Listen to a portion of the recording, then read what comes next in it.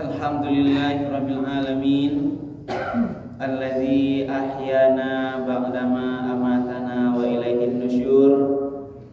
Asyhadu an la ilaha illallah wahdahu la syarikalah wa asyhadu anna Muhammadan abduhu wa rasuluh sallallahu alaihi wasallam la nabiyya ba'dah. Faqala Allah ta'ala fil Qur'anil Karim, a'udzu billahi minasyaitonir rajim. Bismillahirrahmanirrahim. Ya ayyuhan nas, wahai manusia-manusia. Wahai ini berarti seluruh manusia. Jadi dipengen adalah semua manusia. Kalau yang lain ada ya ayyuhallazina amanu, wahai orang yang beriman, ya bani Adam. Tapi ini khusus adalah panggilan untuk seluruh manusia. Ya ayyuhan nas, wahai seluruh manusia. Ya ayyuhan nasu taqu rabbakum, wahai seluruh manusia, bertakwalah kepada Tuhan. Di dalam surah An-Nisa ada dua kata takwa. Jadi di takwa yang pertama adalah menyatakan pemuliaan kepada Tuhan. Ya ayuhan nas, wahai seluruh manusia, bertakwalah kepada Tuhan. Apa makna bertakwa di sini adalah bertakwa kepada Tuhan Rabbakum. Rabbakum ini Rabbun. Apa makna Tuhan yang ini mananya Tuhan itu? Tuhan itu dialah yang memelihara, dialah yang menjaga kita, dialah yang memberi rezeki kepada kita. Rabb, pemeliharaan. Wahai seluruh manusia, bertakwalah kepada Tuhanmu yang telah memeliharamu, yang telah menjagamu, yang telah memberimu rezeki. Iya, Tuhan yang menjaga Bapak Ibu. Iya, ada yang lain. Dia menjaga kita non-stop 24 jam, siang malam. Inilah tanda sayang Allah. Dia terus menjaga kita. Kemana kita pergi, dimanapun kita berada, Dia terus menjaga kita, mengawasi kita. Dia juga yang memberi rezeki kepada kita. Tidak ada yang lain. Kalau tidak Allah ridha memberi kita rezeki, kita tidak dapat rezeki. Karena itulah apa maunya Allah, wattaqu, bertakwalah kepada Allah, kepada Tuhan. Apa makna takwa di sini? Makna takwa menjalankan semua yang diperintahkan Allah dan menghentikan yang dilarang oleh Allah. Banyak dalam Al-Quran perintah-perintah Allah yang disuruh oleh Allah, yang disuruh oleh Tuhan yang menjaga kita ini. Ketahuilah bahwa seluruh yang diperintahkan, yang disuruh oleh Allah dalam Al-Quran ataupun melalui sunnah Rasulullah itu, setiap yang disuruh pasti ada manfaatnya. Nah, itu jelas itu. Disuruh sholat itu pasti ada manfaatnya. Disuruh zakat pasti ada manfaatnya. Disuruh sholat malam pasti ada manfaatnya. Sebaliknya, terhadap semua yang dilarang oleh Allah, dilarang maksiat, dilarang berzina, dilarang mencuri, dilarang berkata kotor, dilarang menggunjing. Semua yang dilarang oleh Allah itu pasti ada mudaratnya. Karena tidak mungkin Allah zat yang maha tahu, ibu, yang maha tahu seluruh alam, semua persoalan, yang zahir batin. Kalau dia hanya sembarang perintah, kalau tidak ada tujuannya, ibu. Inilah orang bertakwa, dia melakukan semua yang disuruh oleh Allah. Walaupun kadang terasa berat, terasa ada ujiannya, tapi Allah mau dengan perintah-perintahnya itu kita laksanakan agar membawa kemaslahatan, memberi manfaat yang banyak untuk kita. Kalau mudarat bagaimana kalau dilarang oleh Allah? Kalau dilarang oleh Allah berarti pasti ada mudaratnya. Kalau caranya telah dapat mengejarkan yang dilarang itu ada dosanya. Kalau ada dosanya, orang berdosa bagaimana? Disiksa oleh Allah. Makanya agar jangan kita mendapatkan siksaan oleh Allah, jangan buat dosa. Bagaimana kita tidak berbuat dosa? Makanya semua yang dilarang oleh Allah, yang ada dalam Al-Quran ataupun sunnah-sunnah itu, mari kita hindarkan. Dari semua segi yang dilarang oleh Allah. Tidak boleh awak berbuat dosa. Inilah makna yang pertama. Ya ayuhan nas, wahai seluruh manusia, bertakwalah kepada Tuhanmu yang telah menjagamu, yang telah menciptakanmu, yang terus memberimu rezeki. Laksanakanlah semua yang diperintahkan Allah agar kamu mendapatkan keuntungan, kemaslahatan, dan jauhkanlah semua yang dilarang oleh Allah agar kamu terhindar dari mudarat, terhindar dari siksaan Allah Subhanahu wa ta'ala. Alladzi khalaqakum min nafsin wahidah. Tuhanmu tadi, dialah yang telah menciptakan kamu dari nafsin wahidah, dari diri yang satu. Siapa Bapak Ibu? Adalah Adam, Nabi Adam. Itulah asal. Jadi Allah tuh khalaqakum, menciptakan. Apa makna menciptakan? Menciptakan itu membuat sesuatu yang tidak ada menjadi ada. Itu menciptakan. Jadi manusia kok dulu ndak ada. Ini mana ini? Yang ada dulu di surga itu hanyalah kalangan malaikat dan jin. Manusia ini belum ada. Karena manusia belum ada, allazi khalaqakum min nafsin wahidah. Allah ciptakan manusia dari diri yang satu, yang pertama adalah Adam. Jadi Allah berkuasa menciptakan Adam di surga, sehingga kita lihat dalam ayat lain, pada saat Adam diciptakan itu disuruhlah semua kalangan jin dan malaikat bersujud pada Adam, kecuali iblis. Nah, iblis ini kalangan malaikat. Iblis itu patuh dulu berapa. Tapi setelah adanya Adam diciptakan, telah dia mulai merasa ada saingan. Tidak senang dia karena disuruh sujud, dia dimuliakan oleh Allah.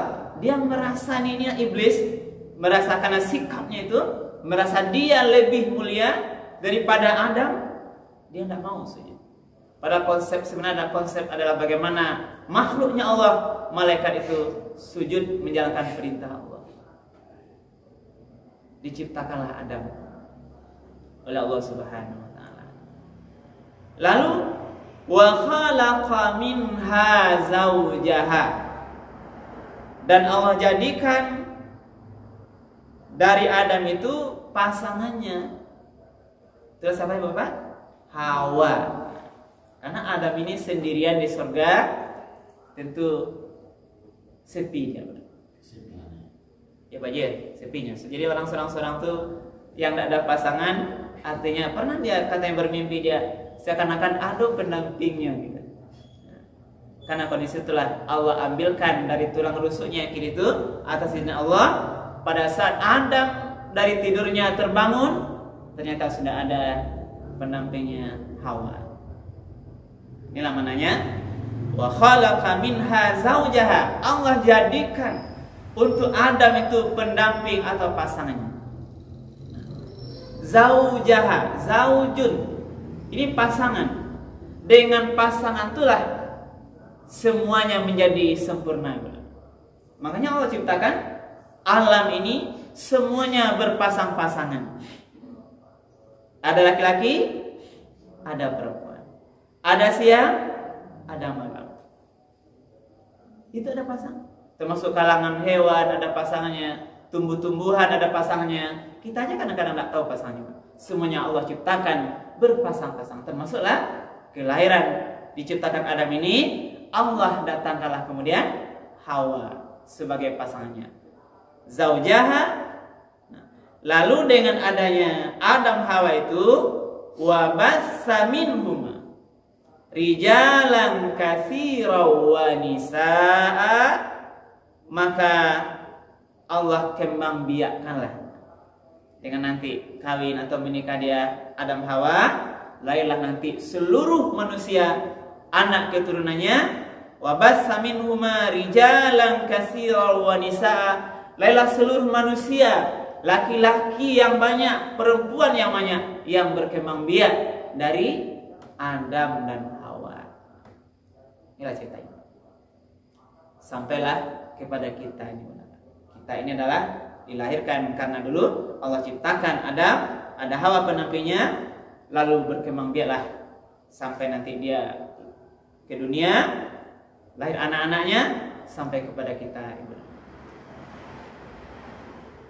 Wattaqullah. Lalu setelah diciptakan demikian, wattaqullah. Diulang oleh Allah, bertakwalah kepada Allah. Jadi 2 kali perintah takwa.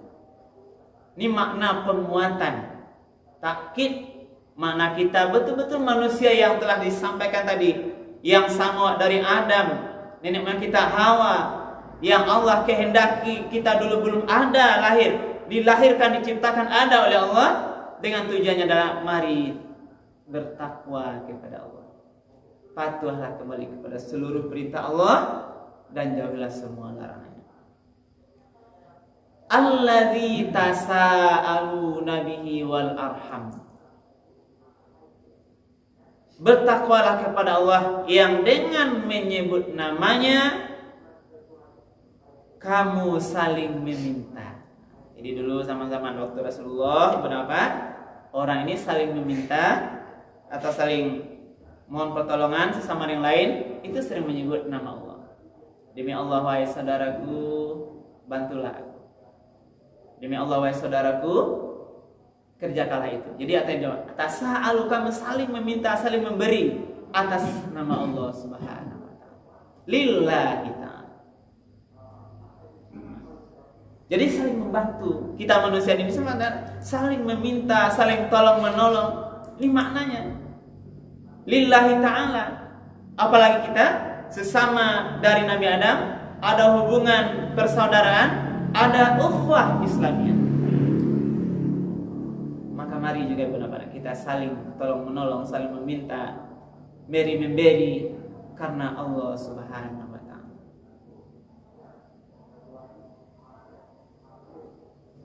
Kemudian arham juga maknanya adalah memakna silaturrahim, saling meminta, tasaaluna bihi, saling meminta karena dengan menyebut nama Allah, wal arham. Juga Allah perintahkan arham, jagalah silaturrahim. Ini juga mana ini? Jadi disampaikan Allah tadi bagaimana penciptaan kita, bagaimana kita juga akhirnya saling tolong menolong karena Allah, dan juga Allah perintahkan hal ini, wal arham, jagalah silaturrahim atau peliharalah hubungan kekeluargaan. Ini mana inti benar. Jadi perbedaan kita dari tadi disampaikan asal kita yang intinya adalah mari wa jago silaturrahim. Mari kita evaluasi silaturrahim kita benar. Silaturrahim, rahim persaudaraan itu. Nah, kalau mana itu silah menyambung, rahim. Nah, ini kan kalau kita lihat dasar makna rahim itu yang ada nanti hubungan darahnya. Rahim perut maknanya rahim.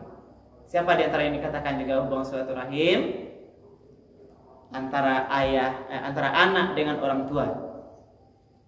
Bagaimana dia nanti anak kepada ke atas, kepada kakeknya, naik lagi ke atas. Yang ulama membatasi itu lebih kurang. Rahim yang paling dekat adalah 4 tingkatan ke atas. Siapa lagi silaturahim yang sangat utama kita sambung? Kepada ke samping, saudara-saudara kandung kita, baik laki-laki ataupun yang perempuan. Adik awak, adik kandung awak, abang kandung awak, uni kandung awak.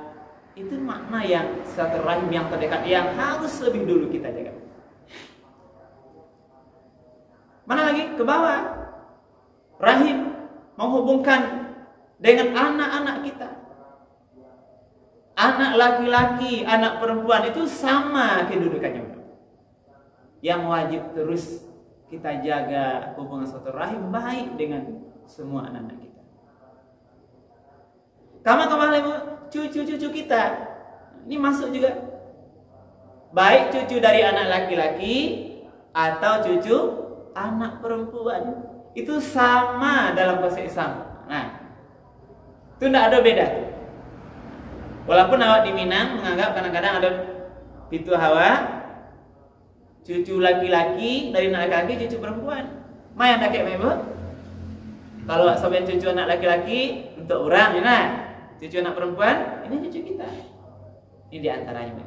Yang jelas dalam konsep agama kita sampaikan, itu baik melalui jalur anak laki-laki atau perempuan itu sama.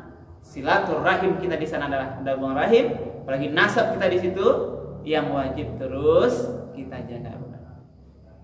Nah, kata melalui ayah, ke samping saudara, ke bawah cucu, ke mana? Ke atas samping orang tua kita. Siatu saudara ayah awak dan saudara ibu awak. Kalau taknya siatu paman, kalau di sekolah taknya mama, sekolah taknya nambo atau pak tuo, apa itulah berbagai macam namanya, om dan sekolah. Berarti terhadap garis saudara ayah atau ibu kita itu sama, termasuk silaturahim yang terdekat yang wajib terus kita jaga. Itu tidak boleh putus. Inilah kadang-kadang sama-sama kita mungkin sama-sama kita evaluasi bersama Pak, bagaimana hubungan silaturahim yang diperintahkan Allah kepada orang yang bertakwa tadi. Itu jangan sampai putus.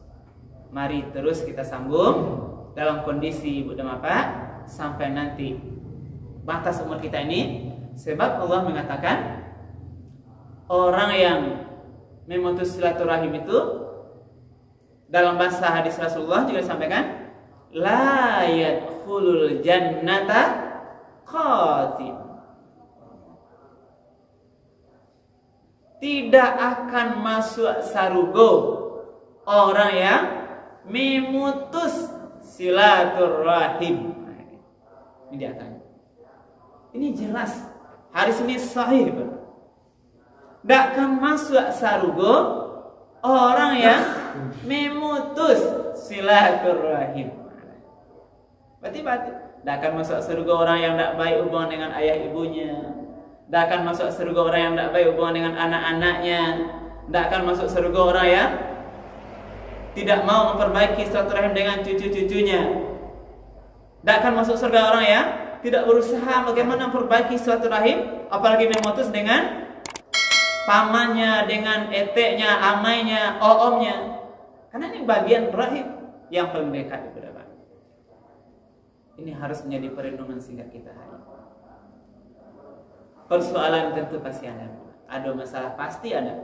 Tapi kita sebagai orang bertakwa tadi akan terus berusaha bagaimana agar nanti Bapak surga yang kita harapkan dalam kehidupan abadi awak nanti di akhirat jangan sampai lapeh. Kalau sarugo tidak dapet, kama Bapak? Berarti ketampe cilai. Di akhirat besok tempat ada hanya dua, sarugo atau sarugo atau neraka. Kalau Allah katakan tidak akan masuk sarugo orang yang memutus silaturahim, berarti tampaknya di neraka. Tidak ada tempat lain, tidak ada pilihan lain. Itulah tempat kita yang kekal abadi nanti di akhirat. Dunia ini hanya sementara, jalan sementara menuju kehidupan yang kekal abadi. Dunia ini sementara, sebentar. Pasti awak mati nanti. Alam ini kan hanya sedikit. Pertama di alam rahim 9 bulan. Alam dunia yang sedang kita jalani sekarang. Dunia yang sebentar ini lebih kurang 60 tahun kok. Kalau ambil rata-rata umur Nabi 62 tahun. Bahkan tidak sampai lah banyak orang meninggal. Ada yang sampai 60. Ada yang mungkin sedikit sekali orang yang lebih dari itu. Coba cari kini yang 70-an saketek. Yang umur 80-an tidak barale. Umur 90-an payah mencarinya. Kini awak 50-an berarti pasti awak nanti sampai ke situ akan meninggal. Akan menuju kehidupan yang lebih kekal abadi. Di mana yang lebih kekal abadi? Meninggal awak pertama masuk alam barzah dulu. Alam kubur tuh. Bila lamanya berapa? Alam kubur sampai hari kiamat. Ini harus kita persiapkan bagaimana nanti kehidupan kita di alam barzah. Apakah nanti kita akan mendapatkan kasih sayang oleh Allah? Apakah nanti kita akan dihindarkan dari azab di alam barzah? Atau bagaimana? Apakah nanti kubur alam barzah kita tuh diterangi oleh Allah dengan cahaya yang terang benderang? Apakah alam kubur nanti akan bisa bagaikan taman surga bagi kita? Berapa? Itu tergantung bagi amal kita di dunia yang sementara. Allah katakan tadi, kalau kita memutus silaturahim, tidak akan diberikan surga oleh Allah. Alam barzah tadi, alun lagi nanti pada masyar dan sebagainya. Sampai nanti hari yaumul hisab, perhitungan. Bagaimana kita nanti diberi catatan amal, bagaimana nanti kita meniti silaturahim sampailah akhir kehidupan yang abadi itu, tempat kita surga atau neraka. Boleh awak pilih, mau ke surga atau ke neraka. Terkait dengan ayat tadi, di antara satu ciri orang bertakwa yang nanti diberikan surga oleh Allah, jangan sampai memutus silaturahim. Ya. Nah, lalu Allah tutup ayatnya, innallaha kana 'alaikum raqiba. Sesungguhnya Allah terhadap kamu semuanya raqiba, selalu mengawasi. Allah awasi kita berapa? Dalam semua kehidupan kita. Tidak ada satu tempat pun, tidak ada satu ruang waktu atau ruang tempat pun, tidak ada satu waktu pun kita ini yang lepas dari pengawasan Allah Subhanahu wa taala. Karena itu, takutlah kita kalau di dalam kehidupan kita ini lalai berbuat, menjalankan yang diperintahkan oleh Allah. Karena ibu apa? Kalau lalai menjalankan perintah Allah, Allah mengawasi. Termasuk sebaliknya, kalau kita melakukan yang dilarang oleh Allah, Allah akan mengawasi, tahu. Walaupun kita melakukan dosa di tempat yang gelap, malam hari, semua manusia tidak tahu, tapi Allah akan mengawasi, tahu. Inilah kajian subuh kita pada pagi hari ini. Beberapa hikmah yang ada di dalam surat An-Nisa ayat 1. Yang pertama tadi disampaikan, kita diciptakan manusia ini seluruhnya adalah dari Adam, dari jiwa yang satu Adam. Kita diciptakan dari belum ada jadi ada. Lalu Adam diciptakan untuknya Hawa. Nanti kita berkembang biak, laki-laki perempuan. Di semuanya itu dengan tujuan nanti Allah perintahkan, jadilah kita ini orang yang bertakwa kepada Allah. Jangan putus silaturahim. Jadi kalau ada sekarang, andai kata ada silaturahim kita yang kurang baik, yang sedang terputus, selagi nyawa masih ada di badan ini, mari kita berusaha semaksimal mungkin merendahkan hati, memaafkan kesalahan orang lain, memaafkan kesalahan rahim atau saudara-saudara kita, agar nanti hubungan ini baik sampai akhir kehidupan kita meninggal dalam keadaan husnul khotimah. Amin ya rabbal alamin. Ada pertanyaan Pak Ibu? Baik. Kalau tidak ada, kita cukupkan. Mudah-mudahan kajian subuh ini bermanfaat untuk kita, menjadi perenungan. Semoga Allah Subhanahu wa taala selalu meridhoi seluruh aktivitas yang kita laksanakan. Banyak maaf, kita akhiri. Subhanakallah bihamdika, asyhadu an la ilaha illa anta, astaghfiruka wa atubu ilaik. Billahi taufiq wal hidayah. Wassalamualaikum warahmatullahi